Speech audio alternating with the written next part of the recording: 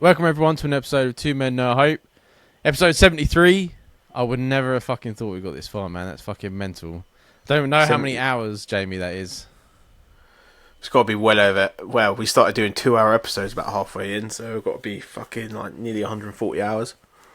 That's fucking crazy. And people are still trying to start from the beginning, which is mental. You know what I mean? But it all is worth it, Jamie, because as I sent you this morning, we had a fucking amazing... We love all our comments and everyone that takes the time to make a comment, but sometimes, yeah, like it's when you set out to achieve something and it comes across exactly as you want it. I think it's rare. Yeah, you know what I mean. And I just wanted to quickly read out this comment because it was just fucking. So it was on iTunes, which is we don't get a lot of listens on iTunes. But this listener says, "You will instantly fall in love with Dan and Jamie. Readers email questions that they need advice on, and these two give their honest opinion just as though they were old friends.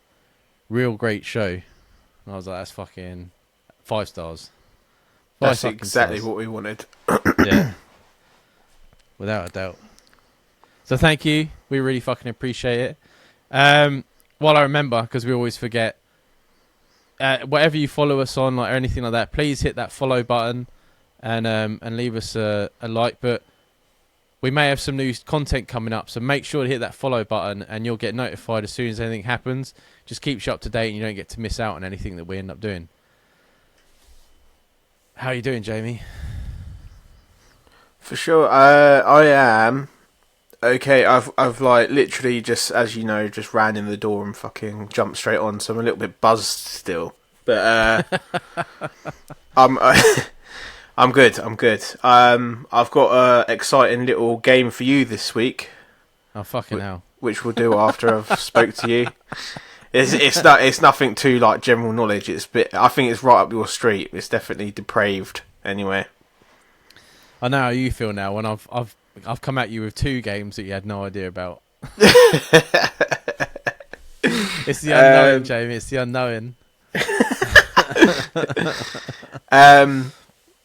But yeah, I've had a good week. I'm looking forward to the end of the week. I'm going to do the horse racing event that I do every year, where I get like the free tickets and get absolutely smashed over at a horse racing thing. And this time I'm dressing up as a Peaky Blinder.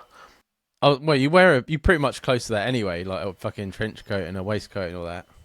Essentially, yeah. Yeah, I'll normally wear a suit. Last time I had to wear a fucking dicky bow, didn't I? But this time round, I'm going to be wearing a hat, which obviously suits me down to the ground. So, are you going to be wearing a flat cap? Yeah, that's going to be fucking weird.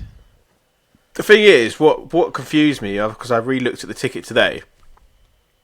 I thought it would be when you're actually at the race course the whole day. They want you dressing up. But it's only in the evening when we get back for the event in the evening. So there must be like a Peaky Blinder event. Because last year it was a casino event and they would put on like a whole fake casino for us to do. Like a Las Vegas theme. So this year there's going to be a load of Peaky Blinder theme stuff going on. So it should be quite fun. Okay, no, yeah, that sounds pretty good. I hopefully this weekend will be doing bollock. Because last weekend I went to Glasgow, and now I've got the heartburn that's followed me. Brian did warn you about that Chicago Town pizza. It wasn't as like so. I enjoyed it a lot more because when it came, it was saucy, but it wasn't as much as like he was saying. So it wasn't very authentic. But fucking hell, man, that was a good fucking pizza. And so we're trying to do more TikToks. So I've been that whole weekend I was doing like videos and stuff like that. And I have like video of me eating the pizza, which if you follow our socials, which I hope you do, you would have seen me eating it already. And I was like, got back to the hotel room and I was like, fuck, I didn't even video the dessert because it came out and I was like, oh, and I just started fucking eating it. so the video is going to get cut short. There's no fucking dessert. But the fucking cocktails and that, man, were mental. It's so good. Yeah, they looked good. The pictures you were sending me, I was like, mate, Yeah. I'd be straight on that. We'll have to get the bus if the next time you and Charlotte come up, we'll get like the bus for the day to Glasgow. Yeah, it's a good idea. And we'll just Do something like that. Different city as well. There's some good fucking places there as well, and it's cheaper than Edinburgh. Because I was saying to people at work about it, and they were like, "Well, Glasgow's more of like a working person's town, so it's not like extravagant or like." Well, yeah, you got to think Edinburgh is the capital, isn't it? So the capital is always going to be fucking expensive. It's like going to London. It feels like Edinburgh is like flashy. Yeah. So like, I think that me and you would fit in more in Glasgow, even though apparently they hate the English, but I didn't find that. And then I always feel a little bit out of place in Edinburgh. Like everyone's fucking got ties on and are wearing dresses with their tits hanging out and shit like that. It's just like, ugh. Charlotte spoke to me when you were putting up all the Instagram stuff and that, and she was like, I thought Dan's lactose intolerant, he's eating a pizza. And I was like, he's probably taken a tablet or something. I said, don't worry about it. She was like, has he been lying to me so I don't give him lactose for no reason? I was like, no, he's not lying. I was literally like, I'd cut. So it's one of them pizzas is really fucking hard to cut, by the way, because the crust is so high. So I'm like trying to cut through it, and I'm like picking the pizza up. The mozzarella's going everywhere. I've got like a fork in one hand, trying to wrap the cheese around the slice of pizza because there's so much cheese hanging off of it. I'm just about to take a bite, and Sabina goes to me, "Have you taken a tablet?" And I was like, "No." She's like, "Take one." And I'm thinking, all I'm thinking to myself is like, I just want to take one bite. What are you fucking doing to me here? Just leave me alone. And I was like, okay. And I had to put it down. And then when I picked it back up, I had to wrap it all up again because it all come undone. I was like, but it still was fucking good. But the next morning, so the hotel that we had booked unknowingly was next door, which was fucking perfect. Yeah, it was right next door. So you didn't have to go too far. So Sabina fought like a fucking champ. So I ate half of that pizza, and she had like 2.5 slices with starters and stuff like that, and she couldn't move. So the next morning we had breakfast was included, so we got up at like 9. We didn't have to check out till 12. And I'd already been up, and so had she, going to the toilet, as you would for someone that eating cheese that shouldn't. And we go down, and I've piled up my plate. I've got like beans and sausages and bacon and all that. I sit down, take a bite of a sausage, and then my stomach's like, nah, that's not staying in, Dan. And I'm like, Sabina, have you got the key to the room? And she's like, you need a poo, didn't you? And I'm like, I need a poo 10 minutes ago. I was like, you need to give me the fucking key card. And I took it, and I went to the lift, and we were on the second floor. So I was like, fuck the lift, and I fucking run up the stairs. And it is one of those ones where like your trousers are coming off before you've got into the bathroom. Jeez. And then I did that, and I went back downstairs and finished my breakfast off. But I'm sure Charlotte would be glad to hear that happened. She was like, he's a bastard if he's been lying to me. I wish I'd turn around to Charlotte and be like, surprise, and eat a big piece of pizza in front of her. At the weekend, I went out with a couple of the lads to Miller and Carter on Friday, and I've just getting over COVID, yeah. So I had probably about 30% taste going into Miller and Carter, which just pissed me off the whole time because all I could taste was just meat, but no seasoning, nothing, and I'm just like eating it. And like I'm trying to act like I'm really enjoying it, but I was enjoying the beer more because obviously that was going down really well. But obviously I've got the same problem you have when it comes to being allergic to shit with the bit when it comes to beer. I woke up the next day, I was like having to be rolled around the house. It was like my stomach was like inflated. Someone put a pump to me and just pumped up my body, and I couldn't move. I was feeling like shit. I was like supposed to go to my mum's, and I was just like, this is going to be the roughest day of my life. And it just wouldn't wash all day, wouldn't go. This sick feeling. Yeah. It was man, I drink cider now, man. I'm like, fuck that. I'm not dealing with it anymore. Even like, because we went to Brewdog twice because it's an easy place for us just to go. And I just had the cider. And Sabina was like drinking hers really slowly, and I thought to myself, back in the day, I would just fucking chug hers as well. But I'm like, nah. But I said to her, I was like, to me, even like the flavoured beer, even like the only time I've enjoyed beer is in Canada, because when you get a drink over there, like the can, and it says a flavour on it, it fucking tastes like that flavour. Whereas in UK, I think that all of them taste exactly the fucking same. Like, I can't taste the difference. So, like, when I was looking at her and I was like, if that was a cake, I would fucking scuttle that cake. Because it's a beer, I don't give a fuck. You can drink it yourself. I stick my cider. You know, yeah, maybe, yeah. Temptations I am finding it really difficult not being able to drink beer. Like, proper difficult. It's fucking doing me in. Because I don't want to be languid when I'm out drinking. Because obviously I'm out drinking on the session. Yeah. But at the same time, beer is the only thing that keeps me at a reasonable level. So then I end up just feeling like shit the next day, like putting myself through it. Nah. See, I'm quite happy with cider. I like the taste of it. Especially like blood orange. Thatcher's is really good. I've got a real thing for Thatcher's at the minute. I just can't do it. I can't do it. Cannot do it. Just think of it, it's your 5 a day, Joe. It's made with apples. It's fruit. No. Another thing that shouldn't be involved with fruit. Oh yeah, well that's true. I when we went to this mini golf, crazy golf, I know what you would call it, and we got there and we were like, oh, let's order a drink, and I was looking through the menu, and I was like, oh, these all sound pretty good, but so I was just like, I'm just going to ask for Long Island iced tea. 'Cause that's my favourite. And because it said on it, other drinks, you know, classic drinks we can make. So I asked, and the woman was like, no, we don't. So I was like, so then I had to panic order because I didn't actually know what I wanted, and that's what I wanted. So I just picked the first one on the menu, and it was taking ages. Like, she was doing something, like her back was turned to us.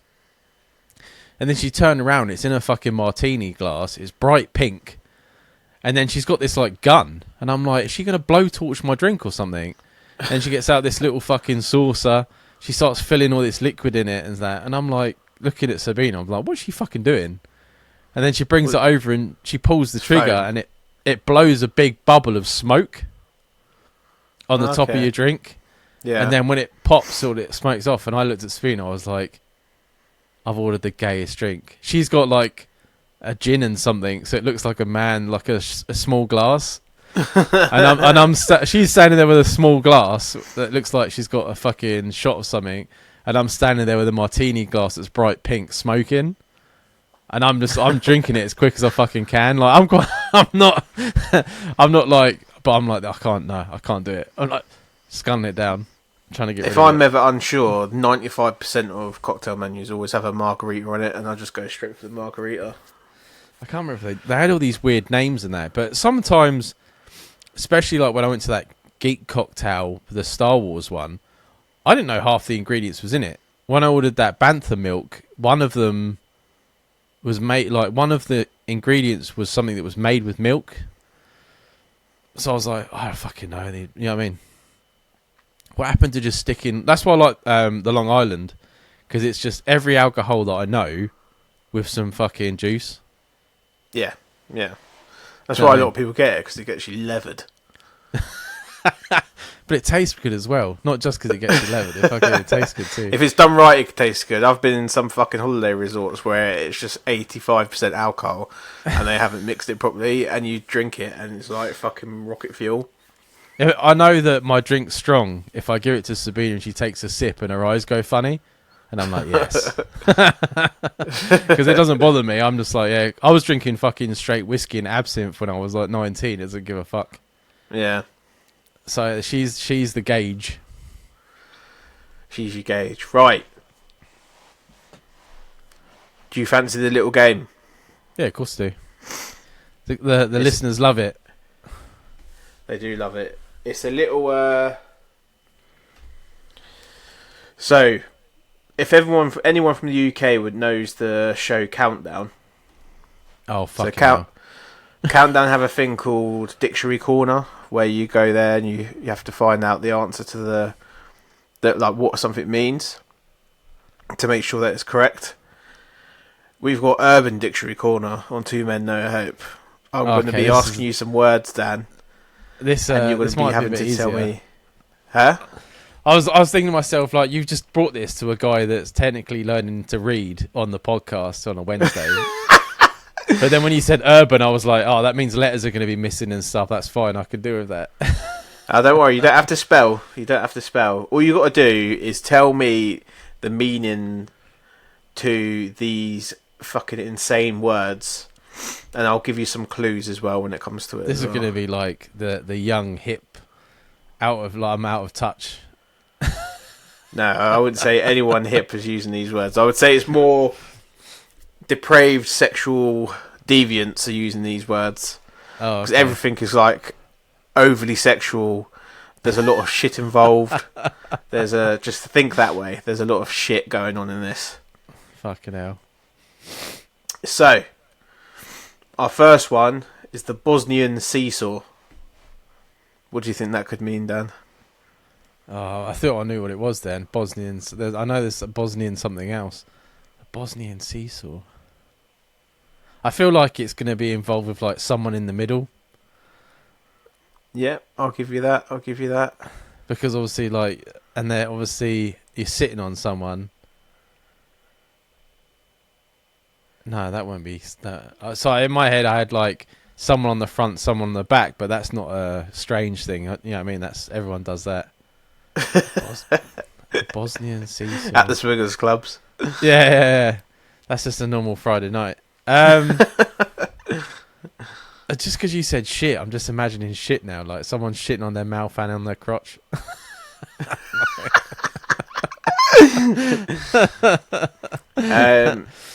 So the Bosnian seesaw is when a man needs to pleasure two women at once. So he attaches a strap-on backwards onto his arse and thrusts backwards and forwards in a motion where he's going back to front between the women as they lay there. Fucking hell. That's an exercise and a half right there. I would never have got that. I know.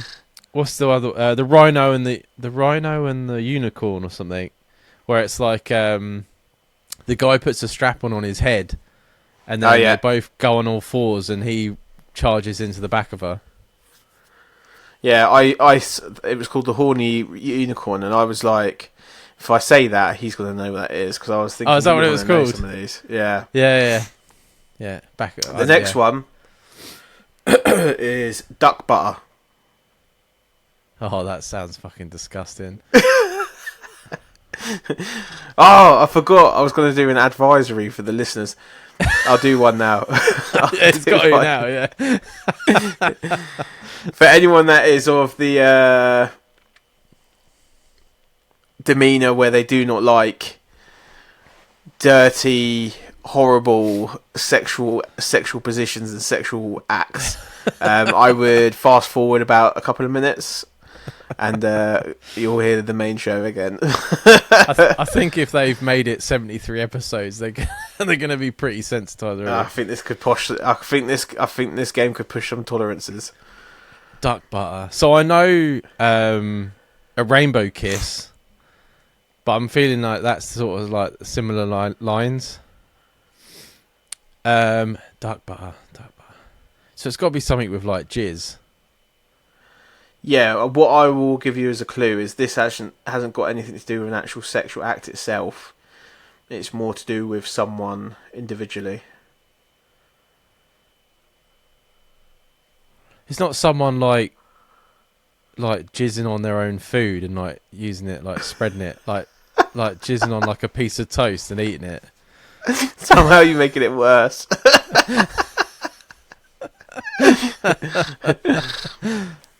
I'm going to go with that. I'm going to go with someone jizzing on their own toast. You're going with that, yeah? Yeah. So duck butter is the combination of sweat from the ballsack to the anus that creates a buttery film on your gooch and bumhole. Occurring usually from an unwashed scrotum, creating an odour which worsens and thickens as the odour gets worse by the minute. That's just a fucking day at work. You know what I mean? That's where you got to come home and shower. That's where it collects. If any ladies out there, that if when a man sweats it, if he's wearing like a boiler suit or anything like that, overalls, that's where the sweat collects, right between there. Absolute disgraceful. I was like, that was actually uploaded by multiple people. I was thinking that was actually a thing. Dirty bastard somewhere.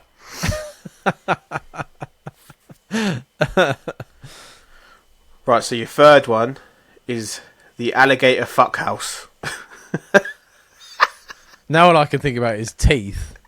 Alligator fuck house. Teeth are involved. Because you're not gonna have an alligator without some biting, here. And there's got to be a few death rolls in there. There is also death rolling involved. I'll tell you what, we're not very creative people, you know what I mean? So it's got to be at least a minimum of like 4 people. It doesn't say how many. There's a quote of someone saying it in a sentence that I'll say. Okay, give me please. Can I have it in a sentence, Jamie? Last night, Johnny surprised me with an alligator fuck house, and I came for about an hour and a half. I think the bite might have left a scar though. Now I'm getting Halloween vibes of like fucking fake teeth. No, someone can't be like biting down on like a woman's vag and like rolling around. An alligator fuck house. Now with the sentence, it makes me feel like it's not multiple people, it's just a saying. Yeah, I would say it's like just an act between possibly 2 people. The bite left her. He's not banging her and then like biting on her tit and rolling around like the fucking floor or something, like throwing her about. That is close. I might give you that. I'm going to go with that. That's why I've got this image of like, yeah, just like holding on to her and like, but like sinking your teeth in and like slamming against walls and shit. It's a daring sexual maneuver. Mid-coitus, one person bites the neck of the other, locks their arms and legs down, and goes into a death roll, all while maintaining insertion. Fucking hell. Like a downshifting car, apparently. A downshifting car? I don't know. Yeah, it's like a hickey in the end of the day, isn't it? Like you're biting into their neck. Yeah, essentially. I remember getting fucking told off once for having a hickey. Yeah, they cause blood clots, don't they? Yeah, it was, my manager at the time went mental. What are you supposed to do? Just tell him it's a vacuum cleaner. I didn't even notice it was there, innit? I was that into it at the time. Fucking hell. I hate them. No, yeah, I think if you get them now, then I think there's something going wrong in life. I think that's an old person strictly thing for now. 16, 17-year-olds, isn't it? I don't know. Do they even still do it? I feel like it's out of date even for them. I think fingering's out of date. I think they just go straight to eating arse now. I think they literally just go straight to eating arse. You got to get that good old duck butter, Jamie. Oh god, scraping it up. Next one, the Carolina mud flap. Oh, that just sounds like someone's got really, really low hanging lips. like they're peppering them up and deep frying them, making them some like chicken wings or something. Oh no, I've just reread it. Carolina mud flap. That's got to be your ass. Mud flap. So the quote from this one is, "I wasn't able to come, so I gave her the Carolina mud flap. Then I got done double time." It's got to be something to do with the arse. It has to be. Carolina mud. I don't know why. I feel like if I say the name over and over again, it might click, but it doesn't. If anything, it makes me feel a little bit wrong. So it's got to be something to do with arse. So I reckon he's like pulled it out and then stuck it in there really quickly to give her a shock. That's close. It's a bit of double penetration situation going on here. So what happens is during vaginal intercourse. Yeah, during vaginal intercourse, you insert your testicles into the woman's anus. How the fuck are you supposed to do that? And at quick succession as well. Like, there's no way your nuts are going in a woman's ass. There's no fucking way. That's awful, man. That is awful. Because there's because I was thinking along the lines of like donkey punching, where you're in their ass and they're doing the doggy, and you punch them in the back of their head so they tighten up. Like they're in the fucking UFC or so. Yeah. Your next one is the Tennessee abortion. This one's awful. I was going to say, I don't even want to guess this one. It sounds fucking awful. This has got to be something like you're nutting inside her and then you just give her a jab in the stomach or something. No, this actually, reading it now, it actually has nothing to do with sex at all. Well, it has something to do with the result of sex. The result of sex? The little quote is, if Wade gets repelled, so long as we have a grizzly bear on site, you can still have the Tennessee abortion. What the fuck is going on here? Why is no one just doing missionary nowadays? Like, what's going on here? What's wrong with the fucking classics? Tennessee abortion. I don't know. It's got to involve cum, innit? A grizzly bear. I've got no clue, man. I've literally got no clue. So the Tennessee abortion is giving birth directly into a mouth of a bear. Fuck off. No one's ever done that. That's completely made up. Like, could you imagine what bear's going to be like, oh, I can smell it. It's coming. I'm just going to sit here with my mouth open. That was uploaded by Mr. Regan, March 14th, 2007. Dirty bastard.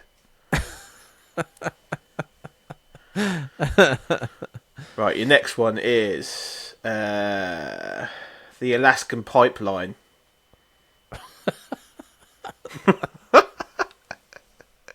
I just imagine like two people's asses together and one shits in the other one.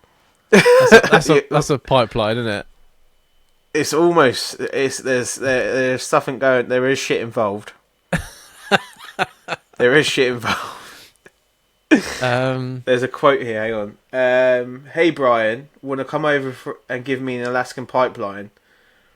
You know I can't do that again. Dad will spank us. Ah, shucks, Brian. You know how much I love those. I know. Sorry, Andy. Is that supposed to be a woman to a bloke? It's to Andy to Brian. So I think they're supposed to be brothers as well. This is getting even weirder. If it's two blokes, it's going to be like his dick's in the guy's arse and he like shits on his dick. It's worse. Somehow it's worse than that. There's only so much. Like, I feel like I'm really like narrow-minded when it comes to these names. Like, I can only see things as if I can imagine. What makes me laugh is 95% of these names have like a state before them, so it's always like the Alaskan or like the Pasadenan or something like that, or the Alabamian. I have to start our own, be like the Scottish and then the English.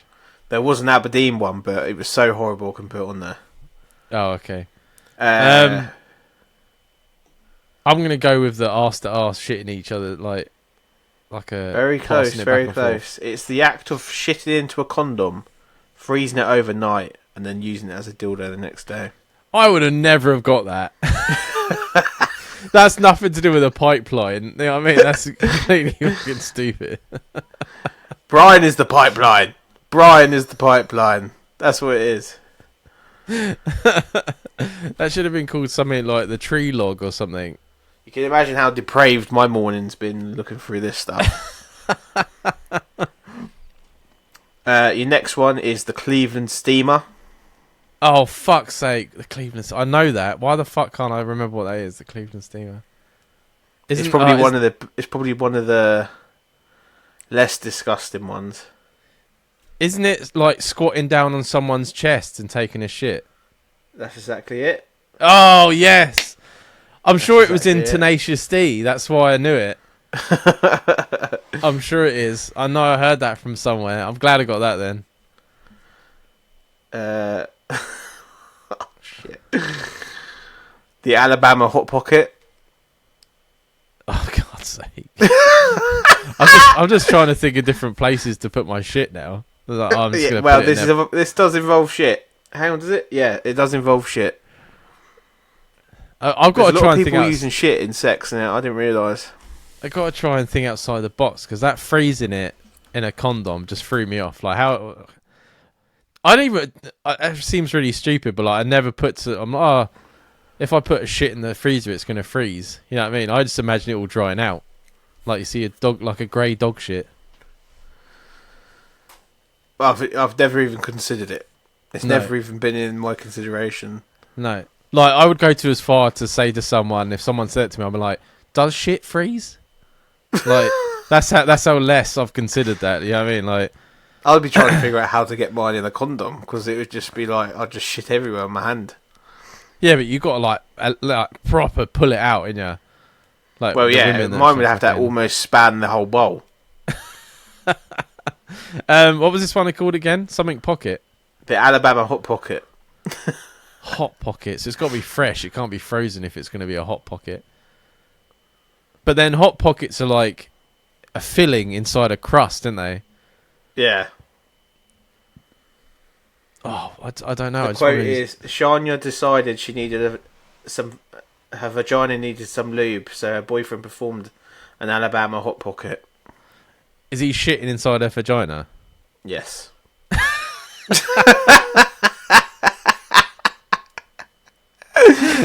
that is one way to get ill, isn't it? That is one way to get ill. There's no way she's not coming away with something down there. Like, yeah, that's 100%. Not happening. Right, so the next one's the rodeo fuck. That's got not the classic rodeo. Oh, I was gonna say there's got to be some sort of fucking rope involved. Rodeo fuck. This was fucking hilarious. I'm all sex positioned out. I don't know what I'm fucking doing. I feel like a child in sex ed. Who would have thought? Who would have thought Jamie would turn the tables on Dan? Yeah, I know. Yeah. I think I tamed myself down. Like the last few games I've done have nothing to do with sex. No, that's why I thought I'd come out with a sexual one. Because it would be a surprise. Rodeo. If we can call shitting in people's asses sexual. I feel like this one's funny because it's like you've got to be looking like something, like a rodeo clown. Like you've got to come out in like full makeup while you're doing it. No, that would be brilliant though. That would make it better. That would definitely make it better. No, I don't know. Unless it's like something to do with tying you up. Like, don't they tie the bull's feet together? So like tie your hands and feet together and then, and then getting banged like that. No. So, right, so cowboy fuck, enter the woman from behind, wrap one hand around and firmly grasp her breasts, bend her over and whisper in her ear, your tits are like your sister's. That's got nothing to do with the fucking name. And then maintain thrust for the full 8 seconds.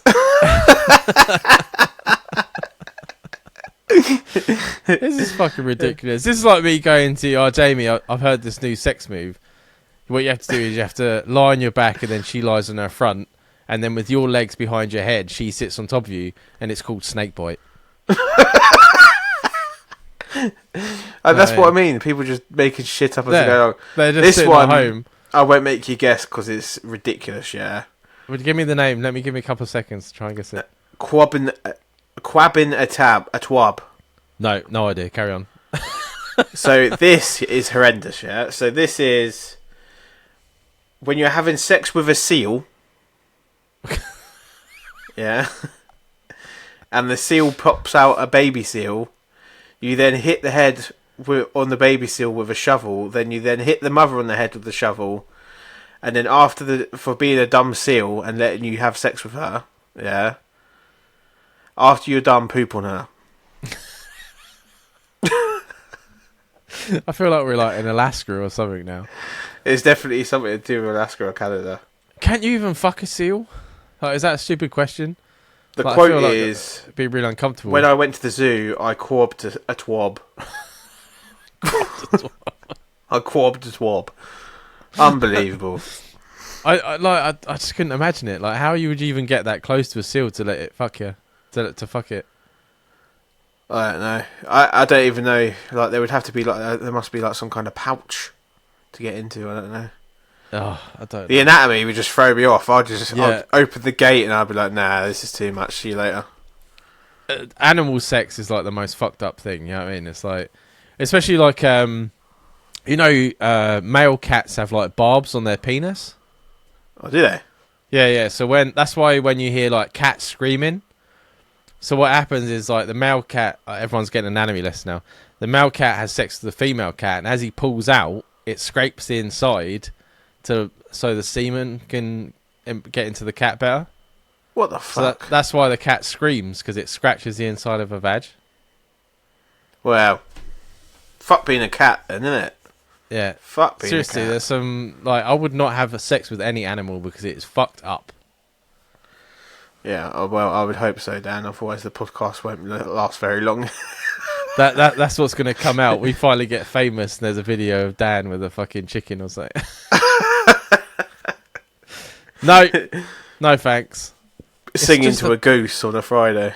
You never know when it's going to shit either. Like you watch them, you watch them, but you hear about people having sex with like cows and horses and that, and I'm like, it's just going to shit on you. You know what I mean? Yeah, there was a guy repeatedly arrested in Yorkshire because he wasn't even a farmer. He just kept breaking into this farmer's field, and the farmer would catch him at night, and he was absolutely molesting the shit out of his cows. He got arrested like 20 times, this guy. There's that story about the guy that got fucking kebabbed by a horse fucking him, and he had to go to hospital. And Yeah, it basically yeah. skewed. Apparently, the all his woman insides. from that animal, can't remember what it's called, animal nursery or something, got killed as well. That famous old video. How the fuck we got into like animal porn? I don't know, but that's fucking mental, man. Welcome to the depraved world of the Urban Dictionary. There may be more episodes if the listeners like it, but hopefully they haven't switched off. Yeah, I was shocked. I thought it was just going to tell me slang words from my childhood. That's what I thought. Yeah, I thought you were going to give me like slang words like I don't know the hip words now, and then left field me right there. Oh, I don't know if I can continue on with these emails now. I feel dirty. I've only just had a shower as well. I can't even remember any of them to bring up as jokes later on. It's gone. Except the duck butter. All I can remember is the duck butter. Yeah, that stuck with me today as well. Right. Anyway, please remember that all the opinions in the show are those of the host. It should only be taken as food for thought. We are in no way telling you to do anything. Everything is kept anonymous for the safety of listeners, and no information is shared to anyone else. If you are easily offended, you would be offended now, but especially by people's opinions or views. And thank you for making it this far, but this is not the podcast for you. To see you later, and please enjoy the rest of the show. It is a lot tamer than just now. Imagine if that's someone's first episode. I know, yeah. I don't know if that's a hook or not. I don't know. They're like, what the fuck? And now Alabama Hot Pocket. Is that the poo freezing one? No, that's the shitting on the vagina. Yeah. Anyway, we've got to move on, Jay. We've got to move on. Fucking hell. Can you imagine someone's listening to this in their car on the way to work? And they've got the window open. Feeling a bit peaky because it's a hangover day. Yeah, and it's like, I could be sick. Right. So it's the first time emailer in. So it says, today is the day which I decided to write into you guys. Oh no, again. Sorry, it's a new email thread. That's what threw me off. It's been a tough year so far, and I've been busy with work. I'm having my first week off since January, and I'm really enjoying the respite. I've been casually sleeping with a few girls since I've been off, trying to have some fun, but one has gotten a bit attached, and she seems to be thinking it's going a bit more than it is. When frankly, with work and my social life, I won't have the time for a relationship. I've made it clear it's just a bit of fun for me, but she is quite insistent to go on dates and keeps turning up at my place. She even caught me with another girl in my place, and she doesn't seem to be too bothered by it. What do I do, gents? Oh, fucking... Like, if you catch someone with someone else, then you know that there's nothing going to happen. 100%. Yeah. You know what I mean? That's some people think they can change people, though. That's the problem. Oh, yeah, like, you don't know that you want a relationship. Like, yeah. if I keep going, he's going to change his mind. Although that works for... I was listening to a podcast, I can't remember which one it was, and it had Dee from Always Sunny. Oh, yeah. And she, not in these many words or this situation, but she was like, oh, when she first started working with Rob, they got on really well and stuff like that, and they were like having a little fling together, and he was the same thing. He was like, oh, I'm not looking for a relationship. He wasn't sleeping around, but he was like, oh, I'm not interested in anything serious. And she says on the podcast, she was like, we were going to end up together, he just didn't know it yet. But to be fair to her, they did, and they've got fucking 2 or 3 kids now together. Yeah. So it does work sometimes. It just goes to show what persistence can pay off sometimes. Yeah. But if I was this listener, the first thing I would do, because he said he's got a few girls on the go, I would end it with this girl. Don't carry it on. Yeah. If you're not interested, just let her move on. Yeah. Because it's cruel to her. It's an inconvenience to you. And you may enjoy her company, but if you're not enjoying her company enough to be exclusive, then don't do it. Don't do it. Learn from my mistakes, man. Learn from my mistakes. Well, both of us. Yeah, no, I agree. Like if she was the only one you were sleeping with, then my opinion would probably be like, well, if you're not sleeping with anyone else, then maybe you do kind of want to be with her. Yeah. But if you've got that other option, then yeah, like it's easier for her. Like she's not getting it. Be like, well, then I don't want nothing to do with you then. Yeah, well, exactly. Not being rude. Yeah. And just shut it down and just be like, look, you know, I hate that. I'd like to still be friends, bollocks. But whatever you have to say that makes you feel like you've gotten your point across. Yeah, I wouldn't even go that far because she might think, oh, we're still friends, we're still gonna fuck and stuff. I would just be like, hey, sorry, I've met someone else. That's it. That's pretty bad advice, but Jamie is tactical as ever. Yeah.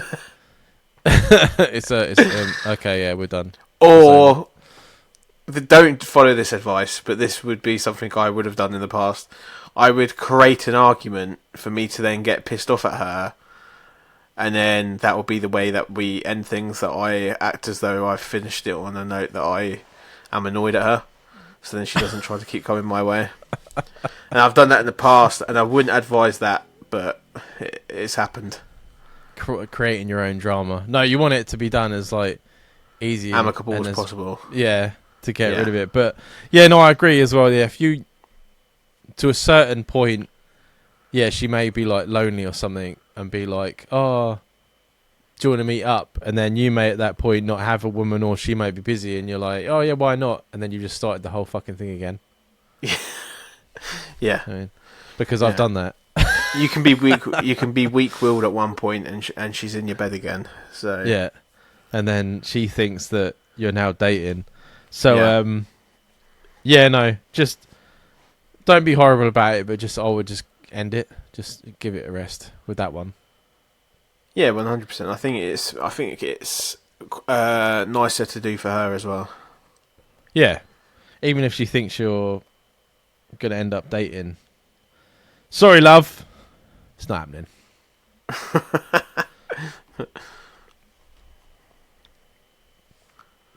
I can't get rid of this fucking heartburn. But let us know how it goes. And you mad shagger, carry on. Yeah, I mean, don't break any hearts, but don't give up. Enjoy singledom. Nice. Yeah. Eventually, you'll want to. That whole like I'm not ready for my social life and stuff like that. It just means that you haven't met someone that you want to find the time to be with. Yeah. So just keep enjoying yourself until you meet that person, and then you'll be alright. Because I was the same. I used to say the same thing. Like before I met Sabina, I'd be like telling myself, "Oh, you haven't got time with a podcast," and stuff like that. And then Sabina's like supportive to the podcast and stuff like that, and I'm like, "Oh, this ain't bad. This is quite nice having someone that is interested, and then like wants you to continue with it, and that, and then you slot them in." Yeah, and I think you need to meet someone that she was obviously very different to your previous girlfriends as well, where she was a lot more understanding and stuff like that. Where you didn't have that before, that's obviously what you needed now, if you know what I mean. Yeah. But you always sometimes you think as well, like you meet some people and you think it's full on, like it's hard work. Yeah. Whereas, like, when you meet someone that you do interested in, it's not hard work anymore. It's like they're just there. They're just part of what's going on now. You don't think them as like a separate. I've got work, and then I've got to see this person, and I've got to do this, and I've got to do that. Yeah, I mean, it is. Yeah, exactly. Like I've got a guy that I'm trying to coach. Well, coach sounds like the wrong word. Trying to talk through things with. He's just got into a relationship. They're 2 weeks in. He's on his fourth argument. I said, bro, it's not going to work out if you carry on going this way. Yeah. Like, the girl is not for you. She starts on him. She's, like, very needy for him, and he's, like, very standoffish. Yeah. And I was like, if you can't meet in the middle, it's never going to work. And I think it takes the right person for you to change the way you are. Yeah. Oh, yeah, definitely. I love the way that me and you are like two men now hoping it on the side. Like just handing out free advice like it's... Oh, yeah, man. I was thinking about telling him I'm going to have to start charging him. Or be like, I can't talk to you about this, but if you email into the podcast, we'll use it as content. When it initially come up, I did keep saying to him, send it into the podcast, but he wouldn't do it. For fuck's sake. We're trustworthy. We haven't slipped up yet. You know what I mean? Everyone's secret. Right, so this is a previous listener.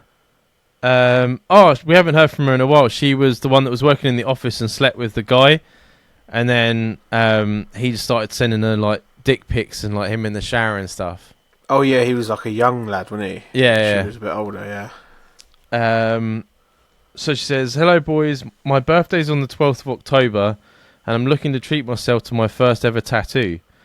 Any recommendations on places not to get it done, designs to avoid, and what made you make the decisions on a lot of your tattoos? What styles do you guys like, and what advice for a lady? Thanks, boys. Your favourite yummy mummy.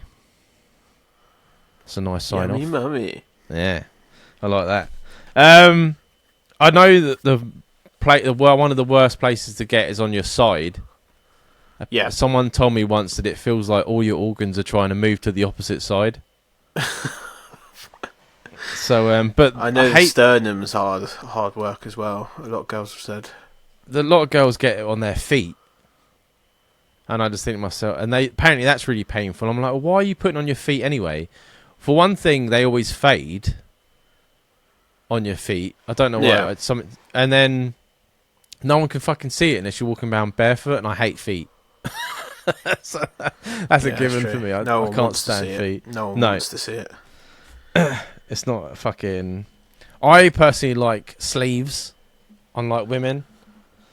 Yeah, I was just about to say that. Like I know a lot of girls, especially from back in the day, where they've got like a singular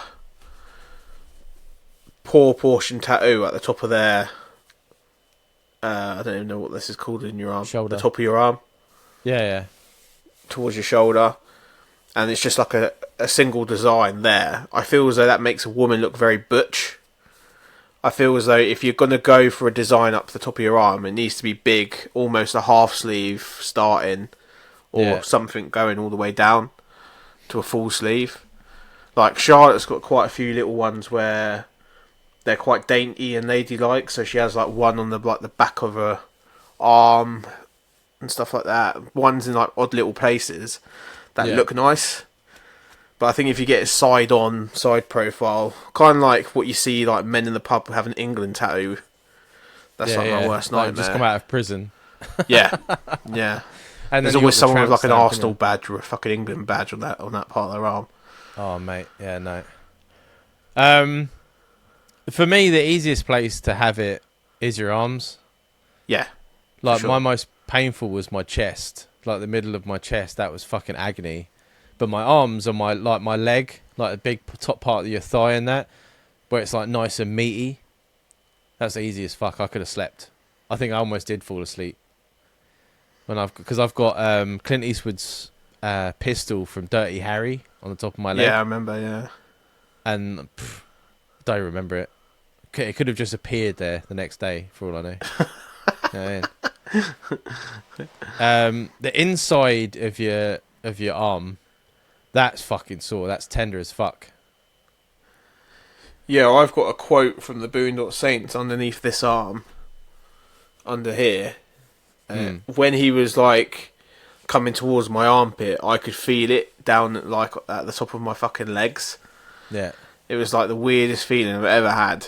I wouldn't recommend there as a place. I think if you're a first time, I think forearms are a good place to go. Yeah. Depends how big your design you want to go with as well. I think you need to really think it out, what you want to go for. I think top of the leg is quite sexy on a woman. Yeah. Top of the leg, like half sleeves, full sleeves. Not stay away from like on your boobs and things like that. I think that's quite a rough looking. Yeah, I think it's pretty outdated as well. Whatever you do not get tribal. Oh, I hate tribal. What's the fucking point in just getting lines drawn on every fucking... I thought no one was getting tribal anymore. I thought it was like a 90s thing. I saw this fella. I saw him in a pub, yeah. Full blown, brand new tribal sleeve. I was like, what is he doing? He's basically got black flames on his arm. That's all it is. It's crap. I hate it. And I always said about staying away from stars, but I have stars, but they're filler. I didn't purposely go out to like get a fucking star put on my... Yeah. You know what I mean?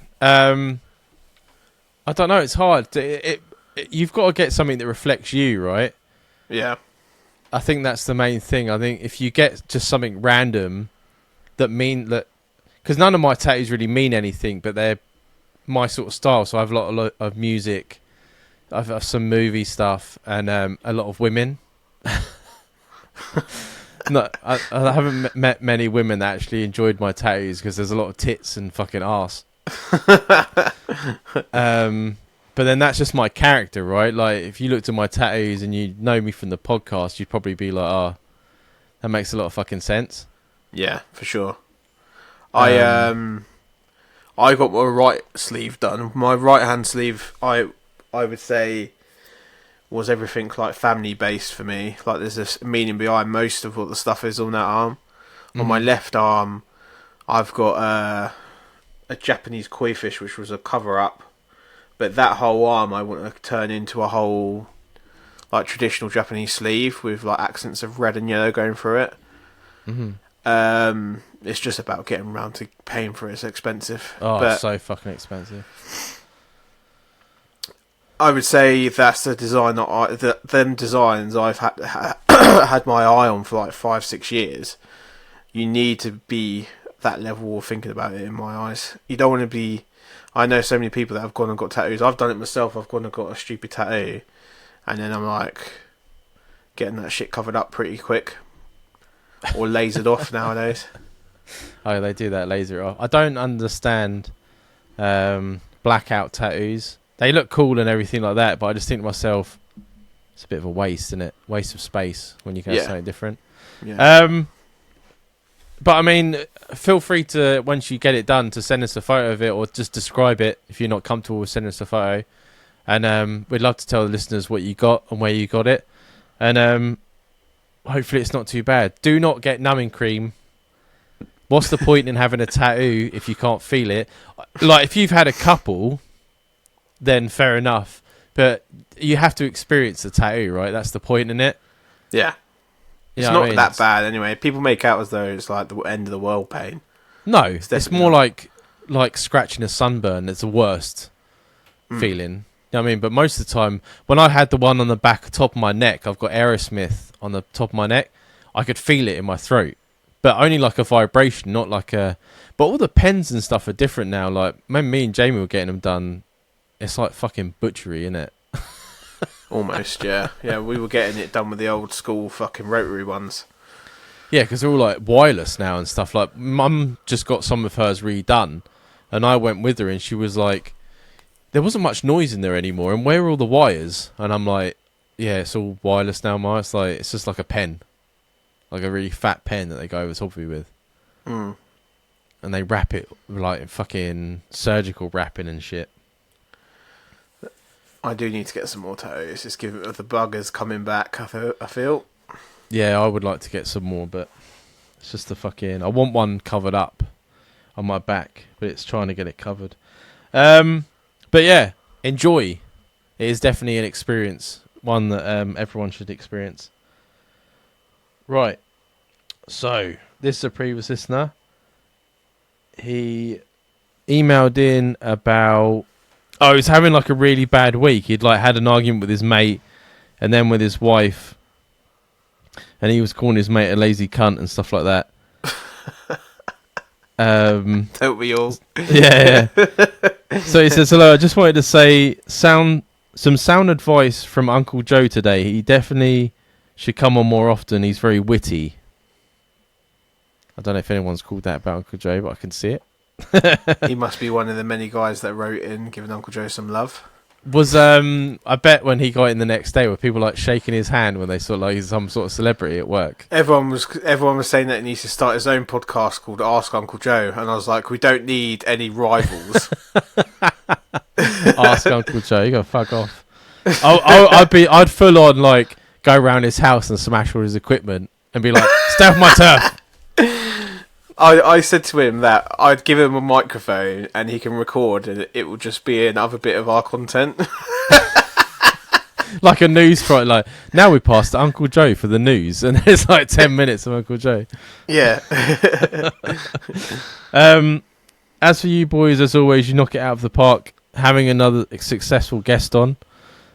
We hopefully last week you have no idea the trouble we had with Brian, and that's not Brian's fault. It was we're having some difficulties with Riverside and having guests on.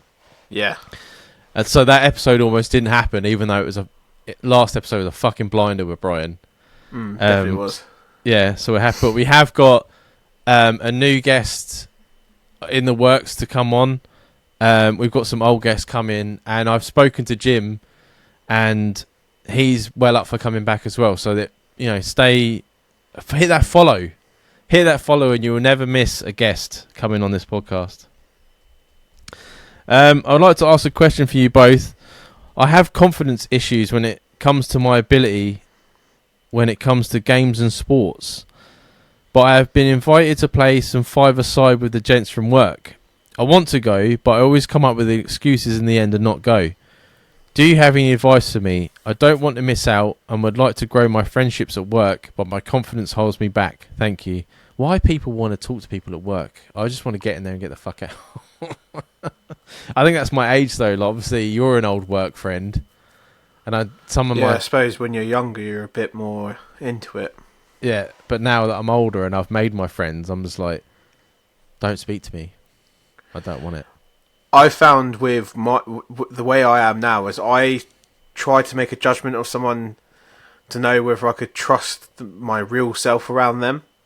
And if I can, then I'll make more of an effort. If I can't, then I keep them at arm's length when it comes to work. Yeah, it's true. What I mean? Especially when I'm drinking, because you've been around me drinking, Dan, I can get fucking... I can talk some shite. This is the thing, right? Like, I don't know why, but it's never been with lads and football, it's almost like you don't want to show that you can't play. Mm.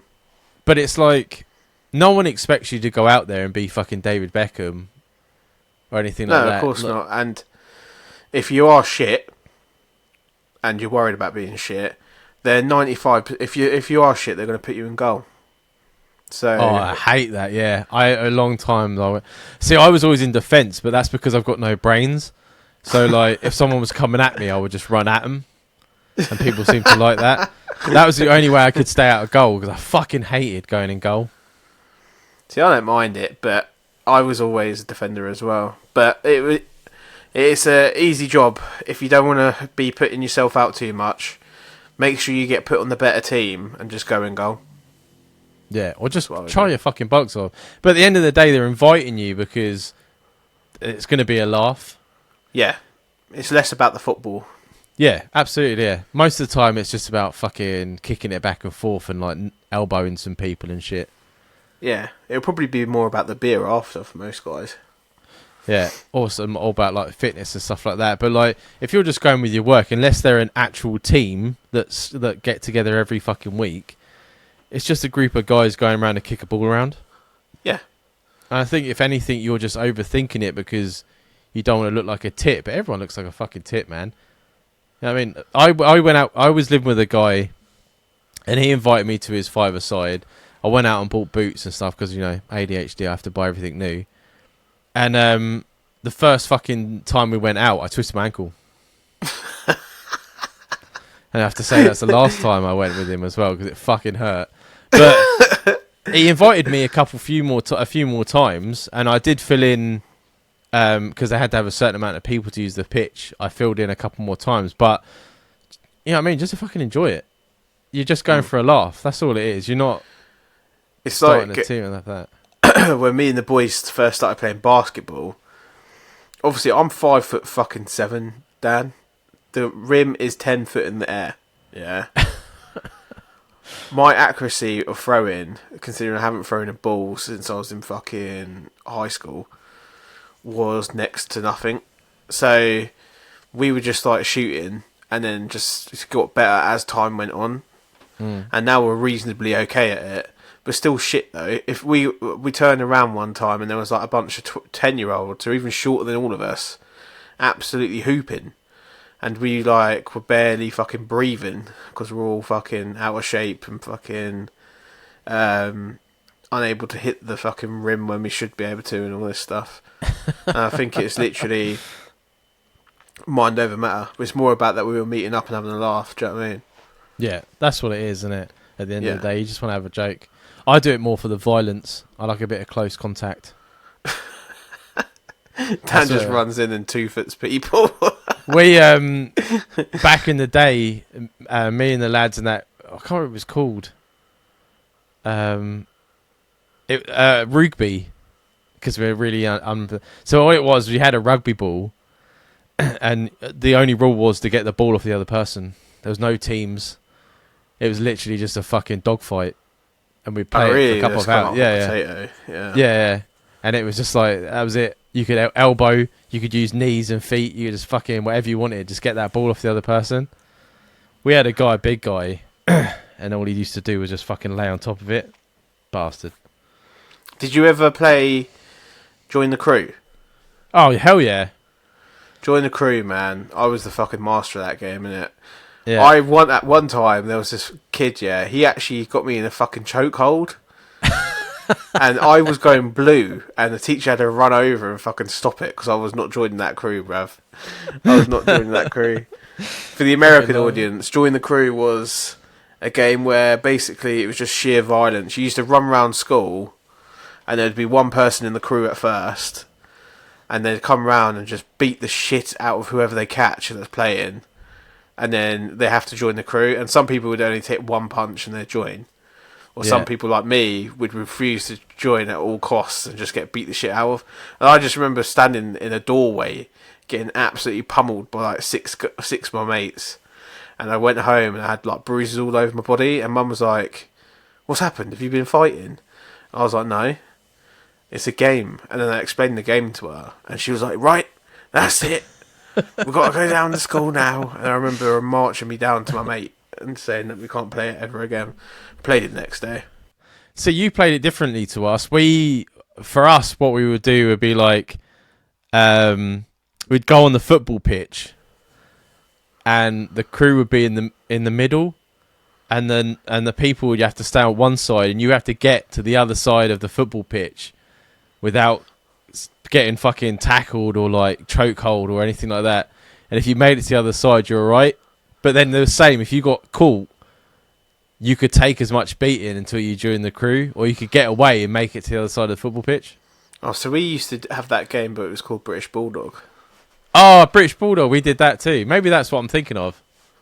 Similar sort of rules. It's Yeah, basically the pretty same much. thing. Just beat the shit out of each other until Yeah. you've joined. It's always fun to be a kid. I think it'd be a bit more violent now. I'd like lose some teeth. Oh yeah, oh yeah. They used to fucking jump on you and everything, and I'd be like, if that was now, you'd be dead. Fucking, I'd be bleeding and shit. I used to just jump up and be like, fine. Yeah, so go enjoy yourself, man. Don't think about it. Just go fucking do it. Yeah, That's definitely. what you gotta do. I think so. Right. So, Jamie, this is one of our fucking goats of the podcast. Goats of the podcast. Yeah. If no one knows what the term goat means, it means greatest of all time. So the first, not to bring it up, this is the listener that went on the date, and it was an absolute disaster. The gay date. Right, where they lost their tooth. Yeah, right from the beginning. Oh my god. Yeah, but he's messed in quite a few times. That's just his first. So yes, right. So he's been with us from the beginning, and it's always good to hear from him. So he says, Uncle Joe, what a surprise on a Friday morning. They say meeting your heroes disappointments. They say meeting your heroes disappoints you, but I tell you, listening to the infamous for Uncle Joe lived up to the expectations. I don't know why that was such a difficult sentence. But yes, it was good to finally get him on. And we are going to do it again, but we'll have a better mic. And it was just sort of like now that he's enjoyed himself, he's already planned himself coming back. But it will be better next time. We'll plan it better next time. He plans on not to drink as much, but I think if anything, we're just going to get him to drink more. Yeah. I really cackled at this episode, boys, and I can see where the close family tie keeps Jamie and him close. Lovely thing to see. With the Argos debate settled. Who the fuck said it was settled? I haven't won yet. I think everyone knows that it's settled. That's why we've stopped getting emails about it. They can do whatever they like, but until I've won, nothing's fucking settled. I wanted to see if I could start another one, and it's a very British one too. Is it scone rhyming with known, or is it scone rhyming with nom? As always, keep up the hard work, you sexy buggers. I haven't really got I say both. I think for me it depends on the situation. For Right. like scone or scone.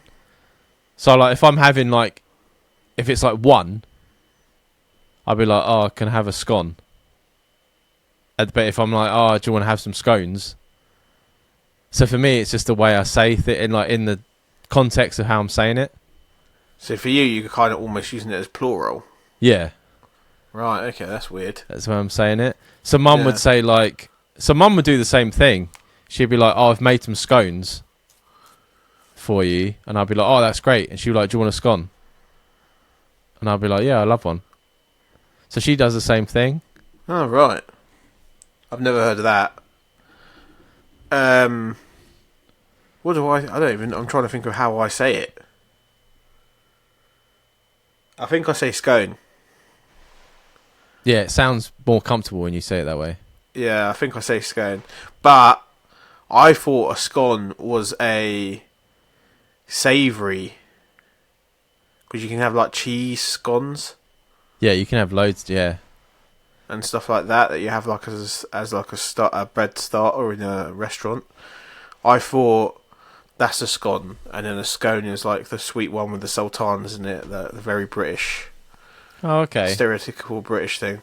But I I can could see be that. totally just making that shit up in my head. But you know what they say, Jamie? It's not a scone until it's gone. Oh no, I've never heard that, but it does make sense. Have you never heard that? No. It's a really shitty joke. Yeah, it's not a scone till it's Oh, gone. quickly off subject. Bob Ross, yeah?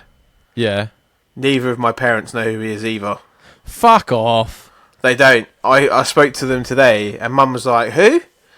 Rolf Harris?" And I was like, "No." It doesn't sound anything like Bob Ross. I was like, because I goes Bob Ross, and she goes, "Who?" And I goes, "Oh, he paints for kids." And Mum was like, "What? Rolf Harris? He's a paedophile!" Really loudly. I was like, "Mum, no, Bob Ross." And then I was showing her pictures. Mum and Dad have no recollection whatsoever. Fucking hell, the hair gives it away as much. That's fucking mental. Along the lines of saying things, how would you say? So I was watching Duck Dynasty, but would you say Dynasty or would you say Dynasty? No, because a dynasty is like, it would be like the Ming Dynasty. But it's the same spelling. Yeah, it is the same spelling. But the Ming Dynasty is like, a dynasty is like current, and a dynasty is like when it's in the past, I think. I would just say Dynasty. So it's like Duck Dynasty. Don't know. Is Duck Dynasty still going? I heard they were frauds. I always think to myself, they're never fucking working. They've either decided to make more money off the show than to make the duck whistles. I was watching it the other day. It's on that Pluto TV. It's fucking brilliant. The family's so fucking good. It's all made up though, isn't it? They're actually all clean cut, clean shaven guys. That's all a persona apparently. I've never heard that. I don't know. Yeah, apparently there's a picture on Google where you see them all before they actually started filming. They changed their persona for it, the show. Boy, if they do, they're a fucking genius because I love the persona. I think it's fucking brilliant. And I love that. What was I watching the other day? And one of them, his missus' father-in-law doesn't have a beard, and he's like, what does he say? Something like, "I don't take orders from anyone, especially someone that doesn't have a beard." And I was like, yes. You know what I mean? They had beards as well before beards were in fashion. Yeah. Fucking, I need to shave mine. Mine's getting like trampy beard style. It's like all sticking out everywhere. It's got to the point where I like the length of it. I just don't like the fact that it looks like I've rubbed a balloon on my face and the static. Yeah, you actually need to like style it. Yeah, I got to the point the other day because before we went to Glasgow, and I was like, do I go into a barber's and get a man to rub his fingers through my beard? And then I was like, no. Do it. I can't do it. While you're in there, get a skin fade. It just makes me feel uncomfortable. Like I have this image of me sitting down on like in the chair, and he's like lotioning up his fingers, and they're all like shiny, and then he starts running them across my neck. I'm like, I've got to get out. I don't think that's what happens then. I don't know if it's like sexual tension or something, but I'm just like, I can't handle this. I'm like that. I'm getting out. Really, you're fantasizing about that. Yeah, that's what I mean. I don't know if I enjoy it, and that's it. No. I'm sorry for you trying to kick off another feud between me and Jamie on scones, but we're not that British. No, I would say we're pretty American-fied. British people. I do like my American stuff. I love a fucking scone. And there you go. I said scone. There's even that debate: do you put jam on and then cream on, or do you put cream and then jam? But that really depends on what sort of cream you're using, right? I thought it depends. I know Devon puts it on separately to Cornwall, and they're supposed to be the gospel places that you're supposed to get it. Well, it's clotted cream, right? It's not actual cream; it's clotted cream. So for me, yeah, traditionally it's clotted cream. It's fucking banging stuff. But for me, I do jam first, and because the clotted cream is really, you have to like sort of whip it up, Right. and it's easier to spread it on like top of the jam. But normally I would just stick fucking anything in it. If I'm at mum's, we don't have clotted cream. We're lactose intolerant, so I just have fucking jam or like, you know, marmalade or something like that. Jam though, you have to have. Oh, I fucking love jam on fucking scones, man. Ah. I just put butter in it. Oh yeah, like thick butter. Like you like not even spreading that in. You're just scooping the butter out and just slapping it on. Yeah, just essentially just fucking cutting it out and just leaving it on there. Having a block of butter on top of it. I fucking seriously, that shit. Yeah, mum makes banging fucking scones. That's like she can whip a fucking scone up in like fucking 20 minutes as well. I'll go to mum on the way home. We're like, Mum, can you make me some scones? And she'll be like, yeah. And I'll get to her house and they're there, fucking ready. She made them while she's in the car.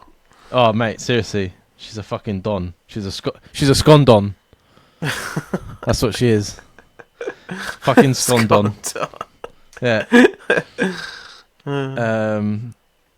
You have to keep that now. Me and Jamie have been talking about we've been talking about it for a few years, having like a Mother's Day special.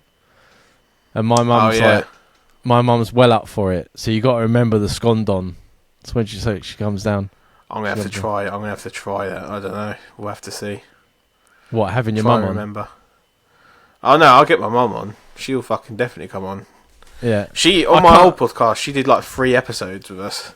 Oh, did she really? Yeah. Fucking hell.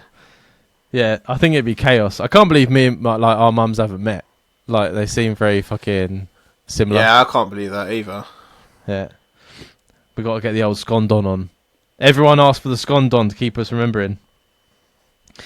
I can get her a fucking t-shirt made with that and she'll have no idea what it's talking about.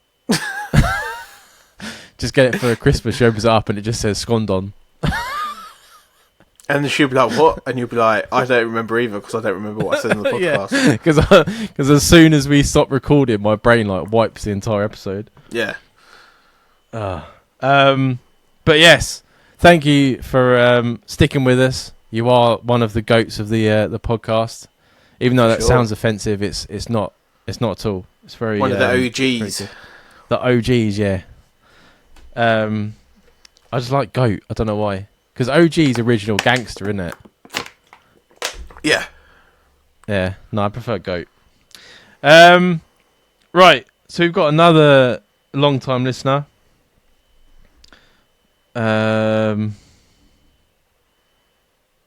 His first email is about living with his dad, and he wants to get out, but he's been offered a higher income career, and then as the time passes, Jamie, as the time passes. So he says, you'd be glad to know I'm back off the night shift after a gruel with the HR department. That was his last email. He was sick of being on night shift, and they didn't want to take him off. Yeah, that was right. Yeah. Yeah. It's made me decide on a new career path. When I was discussing this with my gym guy, he suggested me working for him as a butler in the buff. But at the age of 37, I feel like I'm past getting my knackers out for some cheese. I love the slang. Cheese. I haven't heard that in ages. No, knackers. Get my knackers out. Knackers.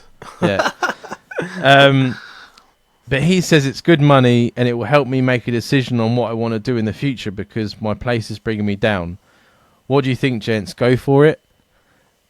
We have some sexy listeners, Jamie.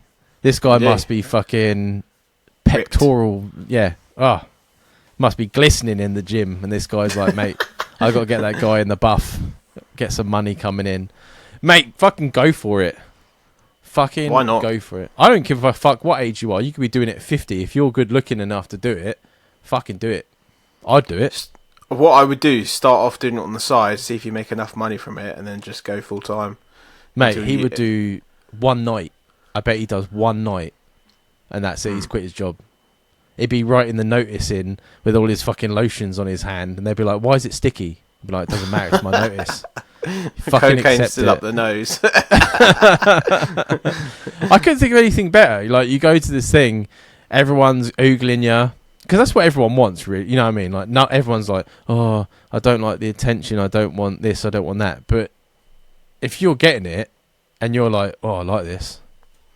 Yeah, it's like when rich guys get the young Money. pretty girls coming in and serving drinks and shit. You're basically doing the same thing, but in reverse. Yeah. I would fucking go for it. What a fucking boost.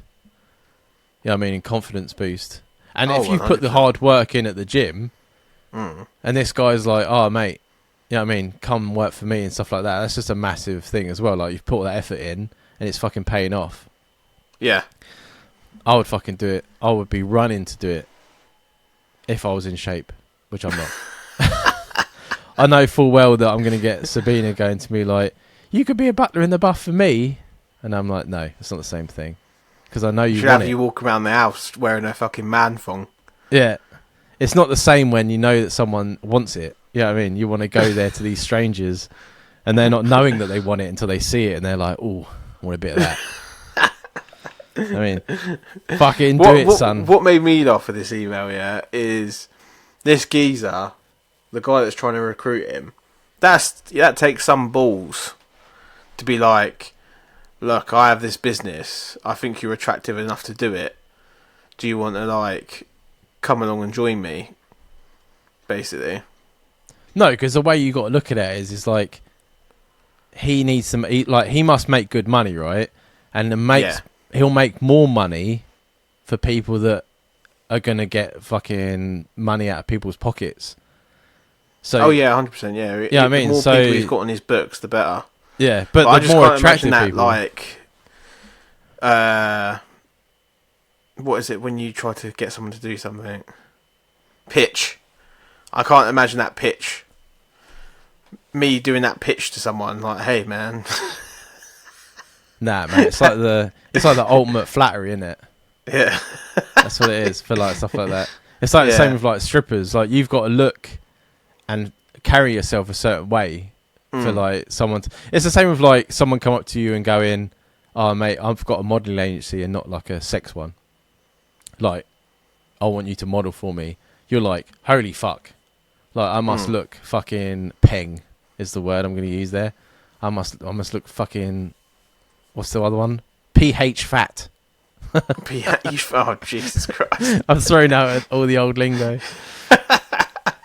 But nah, man, I think the pitch would be good. You'd be like scouting the gyms, be like, mate, you put some fucking effort in. Do you want to make some fucking money? And I don't mean by getting your cock out, but I do mean getting your cock out, but not for me, for the ladies. I'm gonna make you so much money you wouldn't want to put your cock away. That's my pitch. Nah, man, go for it. I 100% stick behind you, man. Yeah, definitely. Do it. I think it's funny. I think it's funny as well that like HR, human resources, for anyone that doesn't know what that is there to fight for you, is there to make your life better, to make sure you're not getting abused or assaulted, make sure your working conditions are the way they're supposed to be. And so many people, including myself, once they've dealt with HR, don't want to work for that company anymore. Yeah. Yeah. It's fucking mental. It's never, in no company, it's never what you want it to be. No. We, at the minute, it makes you laugh. You've got fucking posters up in the round saying, oh, HR manager, making sure your hours are the right and all this sort of stuff. We're so fucking close to being slaves. And she's the one dishing out the fucking letters, making it worse. It's like you literally got a poster sitting next to you saying that you're the one that's supposed to be fighting for us. Fighting for the worker. Yeah, and you're the one making it worse. It's like, fuck off. But no, we're glad you got off the night shift anyway, because if you hadn't, this opportunity might have not come around. That's very true. That's very true. Yeah, so take Everything it, man. happens for a reason. Take the opportunity. Make that fucking bank. I'll tell you what, man. If I went into the club and they were like, what do you do for a living? I'd be like, I'm a butler in the buff. I tell you what, their fucking eyes would light up. They wouldn't be disgusted. They'd be like, holy shit. Even the guys. Even the guys. Can you imagine if I were out with like you and the mates and that, and they'd be like, what do you do for work? I'd be like, I'm a butler in the buff. I'll tell you what, I get more high fives than you would, Jamie, for being a fucking helicopter engineer. Do you know what I would do? I would have a little card made up with just like a little bow tie with a little penis hanging out underneath it. Yeah. It's the same with like being a stripper. Like, I don't care how homophobic or anything you are. If you meet another guy and you're like, "What'd you do for a job?" And he's like, "I'm a stripper." I'll be like, "Fuck it, and shake my hand." Shake my hand and let me buy you a drink. Fucking. Let me see that dick. Yeah, I'll be like, "You must have a massive one, mate." But yeah, let us know if you decide to do it and how your first day on the job went. And I'm sure listeners would love to see it, especially the very few female listeners we have. Maybe most of probably the male listeners as well. Right, so this is a previous listener as well. She had her ex getting back in contact after 3 years because he had gone travelling, and she was with someone already, and she wasn't sure whether to meet up with him or not. Right. And I think that was with we had a guest on for that episode, but we had decided to we had said to stick with the person you have now. Yeah, because that'd be the future. Rings a bell. Yeah, you don't know if they're going to move away again or anything like that. Mm. I went with your advice in the past, so I'm hoping this one helps too. I would like a man's honest opinion on it. My boyfriend has gradually got more and more controlling as time went on. He goes out to the pub on a Friday with his friends every Friday after work, and he doesn't pick up his phone. He says my Instagram is just so other guys can look at me, and it makes him jealous. I've caught him checking my phone a few times when I'm in the shower. I love him, but I'm finding it tough dealing with his mood swings and accusations. Any advice from my two men is welcome. I like when people reference us as like their friends or their men, or like when they say feel a bit more like you're part of their life, and that. Yeah, my two men, because that's not just the females that use that term either. No, everyone tends. Well, not everyone, but quite a few. Yeah, like my top men and stuff like that. I like that. This is tough. This is almost like he's doing this because he feels like, because he's saying about like your Instagram and that is making him jealous. So he's almost like acting out. Yeah, I think it may be time for an ultimatum. Like I said, that Charlotte did with me. Yeah, an ultimatum, like Charlotte did with me, where I was acting like a fool at the beginning of the relationship, and it took like a few short words with me to actually like make me realise that if I carried on the way I was going, I'd end up losing the person, because I think a lot of it comes down to his insecurities, and that could be for two reasons. That could be him playing outside of or when he's out on a Friday, he's playing the field, and then he's insecure about what you're doing because he's already got feelings that way, or he's generally insecure in himself. Either way, the way he's acting isn't right. So I think it's enough time for an ultimatum and say to him, like, look, if you carry on like this, we're not going to last too much longer. But then I think, yeah, sometimes, like I said, it almost feels like he's acting up. So I think he needs a reality check to be like, what's going on here? Yeah. So even though I don't like the ultimatum thing, sometimes you need that shock.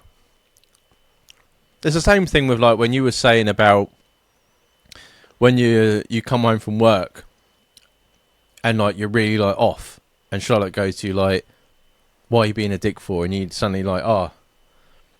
Yeah, like kicks you back into action. Yeah. Yeah. There's nothing you can do about the Instagram, right? Like either way I look at it, everyone needs a boost.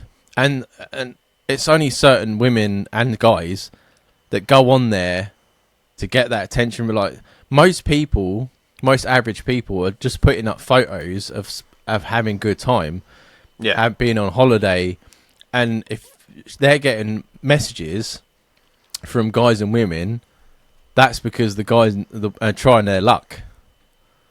Yeah, which every guy would. Yeah, exactly. If you're an attractive girl, then guys are going to see you on their feed and be like, fuck it, let's have a go. Let's see if I can DM her. Absolutely, because people have got fucking balls the size of fucking jumbo jets. So that's something you can do. Like, I wouldn't sit here and say to you, oh, well, you need to get rid of your Instagram to make him feel better, because that's horseshit. Everyone, you know what I mean? Yeah, 100%. That's us sitting here and saying, well, this guy is obviously, knows you've got something going on, so you should get rid of it to make him feel better. No, that's horseshit. Unless he's caught you doing something. Yeah, unless he's got grounds to stand on, he shouldn't be doing anything. And I am a big keen person on the fact that someone that's an accuser tends to have some kind of guilt themselves. Yeah. And I know that from past experience when I've been the accuser and I was carrying on myself, do you know what I mean? So it's not always rainbows and fucking Swedish fishes for these people. It's yeah, he's probably had maybe someone in the past that's left him with someone on Instagram. But yeah, I think it's a conversation, right? We always say about communication is key. And it's not so much an ultimatum, it's you saying to him, look, the way you're acting is causing me to feel in this sort of sense, and we need to sort this out, otherwise it's we're going to have a problem, and it's affecting how the way I see you. And that alone, saying someone like the person you're with, saying like the way I look at you is being affected, is something that you're like, oh shit, like, yeah, that should be enough to give a kick up the arse, give a little bit of a reality check. Yeah, because at the end of the day, he's not done enough yet to really put you off. But it could easily, if you let it carry on, it will spiral and spiral and spiral. Absolutely. The whole not picking his phone up, I'm on like the fence, because if I've gone out with my mates, yes, I'm going to reply to you, but I also need a break. Like, I've come out with my mates to have see them. I don't want to be that guy that sits on his phone the whole night and is picking up phone calls, because I've been out with people like that where they're having arguments on the phone, they're constantly texting, and you're trying to talk to someone, and you're like, are you even listening? And you end up rinsing them, because it's just like, if the group of lads will rinse someone if they're on the phone to the missus the whole time. Yeah, exactly. So I think, if anything, you should, set some, like, right, if you're going to go out, I'm not going to bother you. But you need to check in. Yeah, but if, like, you're going to stay out late, can you just drop me a message and say, oh, I'm going to be late because I'm going to be expecting you home? Yeah. That's 100%. Not out of order. And if he gets funny about that, then that's his fucking problem. But, you should let someone know if you're going to be late, because if something happened to you and they didn't know you were going to be late, there's that, oh, I've fallen in a ditch. And that person's like, well, he was supposed to be back at 9. Something's wrong. Yeah, exactly. And I am so guilty of that myself all the time, and I do it constantly. And it takes every now and then to Charlotte to tell me, look, when you're going out, you're not answering texts, and you're coming home super late. You need to fucking at least message me, or at least give me a bit of a heads up of what's going on. Yeah. One night, because me and Charlotte got a joint account, the only reason Charlotte knew where the fuck I was is because there was contactless payments going from different pubs. And that was the only way she knew I was still fucking alive, because I went out at 2 and it was 11 o'clock at night and I still weren't back. But yeah, I think he needs to be more thoughtful, and I think you need to be a little bit more firm with him, and I think that's the only way it's going to go forward. If he pushes back on that, then that's when you have to start questioning the relationship itself. Yeah. We say men are children. We're almost Yeah. like women seem to think. We've said it before. Women seem to think that we've got massive things going on in our head, but there isn't. Nah. And if we're to the point of children that if you're going to let us get away with something, we're going to keep pushing to see how much we can get away with. 100%, yeah. So you need that sort of, not, get putting you into fucking detention and that, but we need that like firmness to keep us at that sort of level that you're happy with. Because otherwise we're just going to fucking run amok. We're children. We're massive children. Yeah, that's all we are, really. And we need to know where the line is. Yeah. And until that line's drawn, they're just going to keep pushing it. That's the whole, I'm going out every Friday night. And at the beginning, you're going to be like, oh, that's fine, that's fine, that's fine. And we're like, well, hang on a minute. She's all right with that. I'm going to go out Thursday night as well. Oh, that's fine, that's fine. Fucking hell, she doesn't even want to see me. This is great. I'm just getting someone I can pump now. I'm just going to go out with my mates all the time. And that's the way we think. And you might think, oh, he's not thinking that way. Oh, he fucking well is.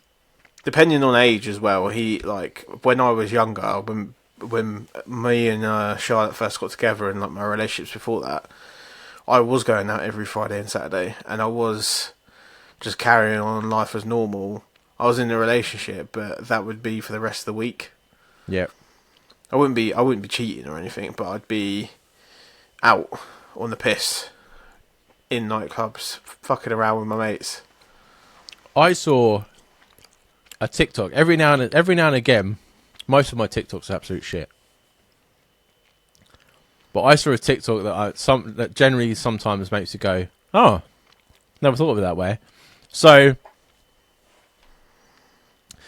guys only do things, right? So, like, we were going along this lines of, like, guys being children and things like that. So, if you listen to someone's relationship and that the female goes, he used to buy me flowers all the time, and now he doesn't do it. That's because men do things for their partner. They want to feel like they've done something that you really enjoyed. Yeah. So at the beginning of a relationship, you'll buy flowers, you buy chocolates, you go out for dinner, and that partner will be like, "Oh, thank you so much. I really enjoyed that." But then the guy's like, "Right, she enjoys this, so I'm going to keep doing it." He'll keep doing it to the point where you go, "Oh, okay, thanks very much." And then to the guy, he's gone, "Okay, this doesn't make her happy anymore, so I'm not going to do it." Yeah, so like loses its like golden edge. Yeah, so then he stops doing it. Mm. Which makes it feel a little bit like the woman should be, but you want that sort of a gratification, right? Like it's the same for the woman. Like you do, like make the guy dinner, and he's really appreciated, but then he gets used to it. And then all of a sudden you don't want to make him dinner anymore because he doesn't appreciate it anymore. But he's not appreciating it. He's just happy that you're doing it. Yeah. Yeah, fell into the thing. And then isn't doing anything himself because he's got so used to you doing it that he's no longer fucking his own person, if you know what I mean. Yeah, exactly. So that's what makes me laugh because I never thought of it that way because it's so sort of unintentional. Yeah. You know what I mean? Like, I bought flowers for people before, and and then I drop back a lot because I know that I'm doing it too much. It's not special anymore. But that's that whole thing. You take someone out for dinner, and if they're like, they don't even say thank you, or they're like, oh, okay. You're like, well, why am I spending the money and taking you out for dinner if you're not even that bothered about it? Yeah, it almost becomes a chore. Yeah. The joy is taken out of it. Yeah, I think that could very much be true. I think it might mean that maybe the relationship for our listener, say, could do with a little bit of a refresh. And just like not an update on the rules, but like a rehash of maybe not go out every Friday. Like, I think it's insane. I don't know how financially this well off this geezer is, but yeah, I know, every Friday, I wouldn't be able to afford that. But yeah, that's an unintentional connection. But yeah, actually, yeah, thinking about it that way, maybe he's feeling a bit like everything's a bit stale. Not stale, but like everything's at that one level. Yeah. So yeah, maybe it does need a bit of like, he needs a bit of reassurance that the relationship's still good. And there's still stuff, you know what I mean? It's not like that you're just going through the motions. Yeah. Yeah, I mean. So, no, unintentionally come to that path. But, so hopefully you can sort it out. I think the main thing is conversation. You need to sit down. You need to tell each other what's going on. Yeah. And try and de-escalate it. Because it sounds to me like he's going to try and start an argument. Yeah, it sounds to me like that as well. And I think the ball was very much in our listeners' court, really, about setting the precedent as she starts it. Just sort of like bringing the level back down and being like, this isn't an argument. This is just a discussion of like how I'm feeling and stuff. And I understand you feel jealous and things like that, but we still need to discuss it. Yeah, because some people can't get over jealousy and it's their own problem. Yeah. And no matter what you do, you can't get them over it. That might not be a relationship that can work. But we don't want to go, we don't want to be splitting people up here, but I think it's a serious conversation that needs to be had. You shouldn't have to. I've lived with jealousy and I've lived with snidey comments and stuff like that. It's not a nice thing to get in, but and then you made the decision to stay with this guy over the other guy. So I think there's something there. Yeah. And it just takes back and forth and it takes teamwork. No relationship you walk into and everything's fucking hunky-dory. There's always bumps. And it's getting over those bumps that makes you stronger. Yeah, for sure. So stick with it. We know you can do it. We have faith in this guy. Even though he's jealous. It's a toxic we're trait. We're hoping for the better side of the guy, aren't we? Yeah, it's going to be fine. I think at the end of the day, he's just trying to deal with things the way he deals with it. Yeah. You know what I mean? So, no, it's going to be good. I know the next email is going to be better. Right. This listener is one of my favourite emails that he sent in. It was the one that he woke up and the woman said she woke up and called me clapped. Oh, you're clapped guy. Yeah, because I hadn't heard that in fucking ages. And that was one of my... It's such a short email, but it was like short and sweet and it always made me laugh.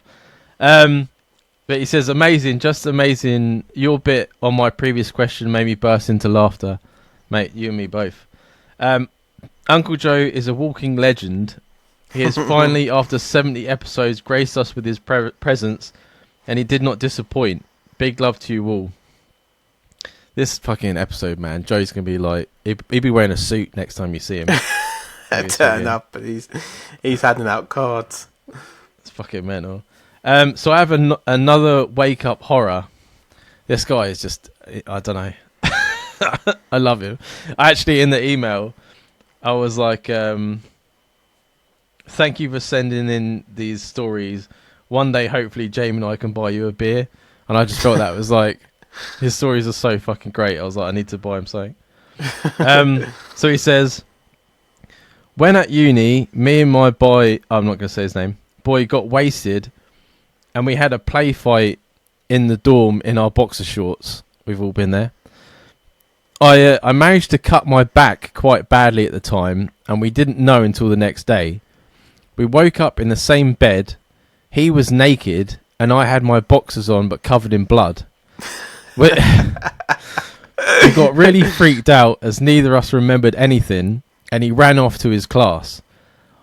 I said quietly in my living room, having a complete freak out, thinking we had been slapping balls together all night. Until my other roommate climbs out of her bed and told us what had gone on. I cut myself, so everyone stopped us play fighting. My mate got in a sulk because he thought people were picking on him, so he went to what he thought was his bed and stripped off to go to sleep. We couldn't wake him up, so I got myself to bed. So my roommate told me she just shoved me in bed next to him, and I snored instantly. Safe to say, lads, alcohol is a hell of a drug. So this guy's got naked to go to bed in his bed, and then he's been trying to wake him up, but they basically pushed him on, and as soon as he hit the pillow, he fell asleep. Fucking hell, that is one messy night, isn't it? That reminds me of about a million nights I had when I was younger. It reminds me of fucking... Do you remember the Leaving Neverland? The thing about Michael Jackson molesting them kids? Oh, yeah, fucking hell. Jesus. There was a bit with one of the boys where Michael Jackson brings him up and he's like, what did you do with your boxer shorts last night? Because he's really high. And he's like, why, what's wrong? And he's like, I found some blood. He's like, I think your ass might be torn. And he goes and he checks his boxer shorts and there's blood in them. That's and disgusting. I'm like, that's the fucking... Imagine waking up thinking you had like some fucking full-blown gay sex to the point where you've made yourself bleed.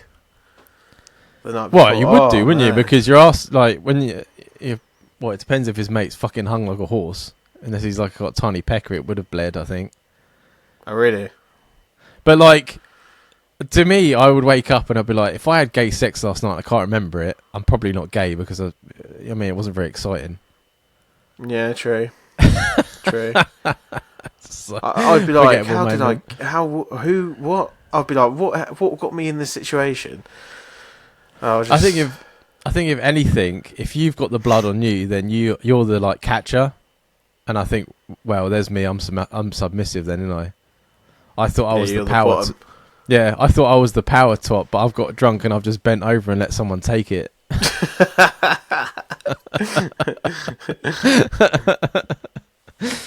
Oh, how many stories have ended?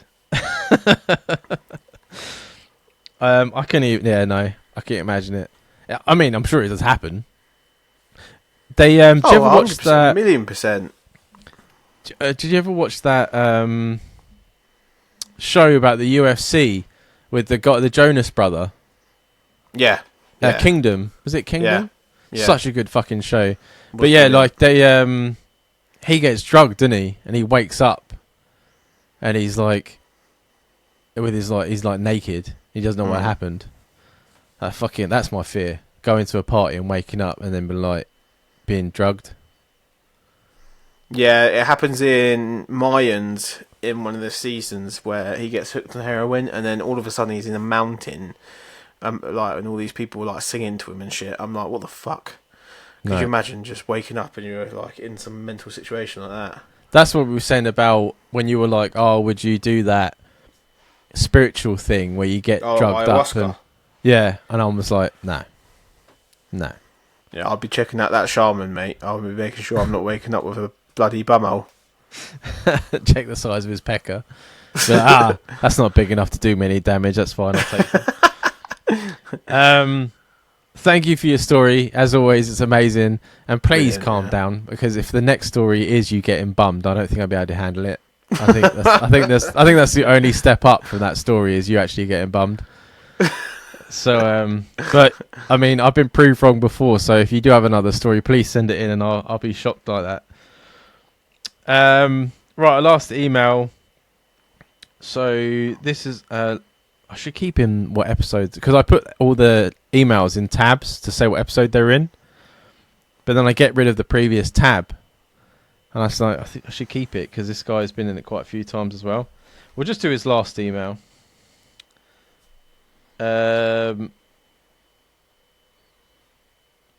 What's he say? I've experienced some light racism. It's about people at work. Yeah, I kind of remember that. Yeah. Which I prefer. Was it whether cocoa butter smells bothers me? How do I like mutton and rice and peas? How hung black people are. Yeah. All types of stuff like that. Uncle Joe was amazing on yesterday's episodes, gents. Again. What? Oh no, because this episode wasn't that far away. It's nice to put a voice to the legend. So I have a race coming up pretty soon in September. I do karting at the side. I was hoping you'd give my crew a shout out. The TCR crew. Many thanks, gents. TCR. I think I did. What did I say? Yeah, I said I'd be happy to give them out a shout out. Hopefully you guys are doing well. I don't know the table or anything like that. I'm assuming it's like one race. Do you know how karting works? No idea. I'd assume it's like Formula 1 maybe, where there's like different ranks and stuff. Yeah. But hopefully you guys are doing well this season. I don't know how it works. But yeah, TCR crew, if you ever need anyone goes to see them or anything like that, that's the crew for Two Men No Hope. That's it. I've given them. Yeah, and we're not fully against getting a little decal made to put on your carts. So. Oh yeah. If you wanna let us know, we'll sort something out. I like doing shout-outs. We don't do many of them. I thought we'd have a lot more by now. I think we've had 2 or 3. Yeah, you would think maybe a lot of people are seeing their emails being read out as a shout-out, but I don't know. You would think like there would be a lot more, especially with the engagements and stuff we've had over like birthdays. There would be something. We don't know. Yeah, because we had the office and we had the old crew from Modern Warfare. Yeah, we're always willing to do it, guys. So send them in if you want one. Yeah, if you want to send us a script, that'd be easier because I know what I'm doing. After your selling points, I got myself an air fryer. Wouldn't go back. Do you have any suggestions on what I could cook? Cook healthy in it. He doesn't want just general shit, Jamie. He wants to know what you could cook healthy in it. But welcome to the air fryer generation, my friend. I fucking love it. I use it every day. Every day, yep. Every day. I'm on the carnivore diet at the minute, so everything I'm cooking in there is healthy. You can marinate some chicken, do some like nice chicken strips or something. Marinate a load of chicken, get yourself some like piri piri rubs and stuff like that. Whack it in there. It crisps up better than anything, and it's fucking tasty. It's so Go easy. for something like that. So easy, like even like salmon. Like if you cut cubes of salmon up, put them in like 20, 30 minutes, leave them in like a bag with like a marinade and that, and then just put them in there. It takes like fucking 10 minutes, and they come out, and it's fucking blinding. And Sabina does corn in there, like corn on the cob. Oh right, yeah. Oh, I'll tell you, anything that goes in the fucking air fryer, as long as you don't overdo it, tastes fucking blinding. I know there's a lot of videos on TikTok. A lot of the recipes I've picked up for the carnivore stuff. I got them off TikTok, and I would definitely recommend it because it shows you all the stuff you need to put in. Shows you how much of the meat, especially because sometimes I was outweighing the seasoning to my meat, and I'd just end up with like bland chicken or bland fucking beef or something. So it took a lot of trial and error. So definitely have a look on TikTok or have a look on like Instagram Reels. They're nice, easy. You don't. For me, watching a little mini video is much easier than reading like a website page of what you should be putting in it, because I lose interest. Yeah. So you got some Australian guy throwing shitloads of stuff into a fucking air fryer. That's when you're doing it right. I've been trying to get... So I get all like the Ninja stuff. Yeah. So my last 2 air fryers have been Ninja. I've now got this one that's got like a grill and stuff like that on it. But I'm hoping for my birthday, they do one that's like a toaster oven. So I want to get one like that, because then you can do... It's like sheet stuff. So it's like trays. So I don't have to use my oven. I've said it before. Ovens are gutsy fucking bastards, mate. I'm not interested. Like in the Ninja toaster oven, I call it it's not, but it is a toaster oven. It could preheat in like 2 minutes. I could cook all my chips and that crispy fucking perfection in like 12 minutes. You want to stick it in your fucking fan oven? You got to wait 5 minutes for it to preheat. And then even then, it's probably going to take fucking 15, 20 minutes to cook the bastards. You know what I mean? And then they're not even crispy when they come out. They're just oven cooked, aren't they? Yeah, Like, they're more like hard. Yeah, it's like fuck that shit. Nah, it's all about. I'm trying. I was saying to Serena, I was like, oh, when I say when because I'm hoping Mum gets it for me. That's positive thinking there, Jamie. I say when I get my toast send her oven this and clip. thing. Yeah, I'm like, you can have my previous one, and she's like, I haven't got any room for it, and I'm like, you'll find room for it because you know you want it. I mean, she would. I think I'm quite basic with mine. I've done bacon in it, and I'll do like corn now because of Spina, and I'll do like chips and stuff in it. But yeah, I don't think I've completely tapped the amazing thing that is. Yeah, that is. Yeah. I've definitely seen some worth doing. fucking belters. You can make cake and stuff, bread. Yeah, you can make almost anything in there. I've seen people make like full stir fry in there. It's crazy, absolutely crazy. But let us know what you decide to do. We have in the UK we have a place called The Works, which is like a really. I don't even know. I would have to explain that. Like a bookshop. I've never heard of The Works. Is it like a high street shop? Where are you shopping? Harrods. I mean, I don't shop in human spaces at well, all. it's not a new shop, Jamie. It's been around for a long time. Even a young'un like you must have been in the fucking Works. It's always closing down. You go in there, there's like books in there and like colouring, but it's like kids stuff as well. Nah. But if you go into The Works anyway, you can get probably an air frying cookbook for like a £5. No, yeah, it's worth it. I don't know how you don't know what The Works is. I'm just, I can't imagine getting any more angry at you, Jamie, every time we speak. I think the last 3 or 4 episodes, you just keep throwing this shit at me like you don't know what's going on, and then I'm just supposed to accept it and sit here and not be angry about it.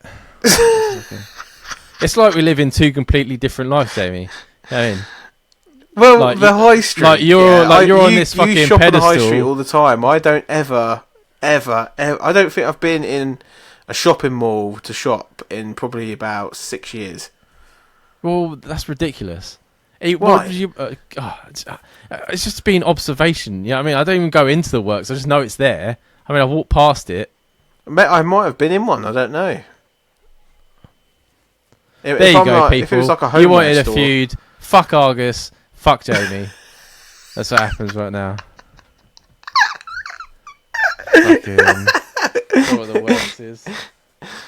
What is it like? A Dunelm? A Dunelm? That's a Dunelm, Yeah, a it's like a bookshop. home shop. It's not a home shop. The Works is like it's like books and magazines and like you can get like stationery and stuff in it. It's like a really cheap Smiths. What, WH Smiths? Yeah. Did you just have to say WH Smiths because I said Smiths? Well, there's another thing called Smiths, which is a toy shop, isn't it? Yeah, but that's spelt different. Yeah, but it's still Yeah, but called Smiths. We're adults, Jamie. If I said to you, I'm going to pop down to Smiths, do you really think I'm going to go in a fucking toy shop? Well, you might be picking up. Well, I'm going to go buy an Action Man. Oh, I went and saw Barbie and now I want a fucking Barbie. No, I'm going down to WH Smiths because I'm an old man. I'm going to put a bet on, or I'm going to buy a fucking lottery ticket. I went into Smiths the other day, WH Smiths for Jamie. What a load of shite is in there. All I remember it being in there is there's like a little board game thing because I always used to try and look for board games in there, and then other than that, it's all stationery, isn't it? Yeah, and then like books and some DVDs, and it's just a random. I don't understand like anyone that buys anything in there but a paper and a lottery ticket. So it's got like a kiosk as well, then, like an Asda. When was the last time you went in Smiths? In the airport is the last time I've been in one. You're such a fucking dickhead. I'm tired now, Jamie. This is it. Why are you getting angry at that? Because it's hard to have a conversation like a civilized man, Jamie, when you have no idea what I'm talking about. You know what I mean? Honestly, I have a feeling that the other thing that you're talking about, Works, might be only in Scotland because I've never heard of that in my life. Well, one of my mates worked there for years in Luton. In Luton Town Centre? Yes. Where was it in Luton Town Centre? in the shopping mall? Down by the, what is it now? H&M end. I haven't been there for a long time, so I think it's that end. The Galaxy end. Like, it was like, you know where the Burger King was? Wilkinson's was there. Yeah, it was next to Wilkinson's. Tiny little shop. It was like long and short. No, I don't reckon. I don't remember. I remember it went from like Wilkinson's. What was next to it? Maybe I just walked past it. There was like a Millets around there as well. A what? Millets. Millets? Yeah, like that camping shop. I must have been in there. I used to love stationery and shit when I was a child. Yeah, it's where you would, like, if you were out with your parents, obviously I got younger brothers, and it'd be like you go in there and they'd get a colouring book or something, and then I'd always like look for something for myself. That's weird that it's like a Mandela effect, man. I don't recognise the logo whatsoever, but I must have gone into it. I think it's Jamie just being a prick to wind me up. It's very late, Jamie. You know, my tempers. I got to go to work. I'm hungry, but I'm not going to eat because I've got to go to bed. It's just all these things on top of each other, Jamie. You hate it when I don't know things, don't you? Yeah, I do. Yeah. Because I'm not intelligent at all, and when you don't know something, it makes you feel even more fucking stupid. I'm like, am I on space here or something? How does Jamie not know this? It doesn't make you look stupid, does it? It makes me look like I've clearly just been walking around the fucking shopping mall without actually looking at where I'm going in. Just walking straight in like a fucking retard or something. Anyway, that's enough. I think the listeners, if they've made it this far, have had enough as well. If they made it past the Urban Dictionary corner. yeah. Someone's fighting through it just to hear their email. Right. With a very upset Dan, we're going to end this episode. I'm going to have to ask Charlotte when I go in there. Yeah, we started off with a bit of a crude game. Hopefully it didn't put too many of you off the podcast. It goes along with our comedy, so I don't think it would. Yeah, some very serious questions, and lovely to hear some new emailers coming in as well. We didn't just have previous emailers. So it's nice to hear new voices, and it's nice to hear from some old voices, some of them with some real original fucking listeners, which is so good to hear that people are still listening like nearly a year and a half down the line. But yeah, if you want a shout out, if you want to give us feedback, questions for the show, anything you like, send it into twomennohope@gmail.com. And I'll see you on Monday, Dan. You will do, if I make it that far. My anger has subsided, Jamie.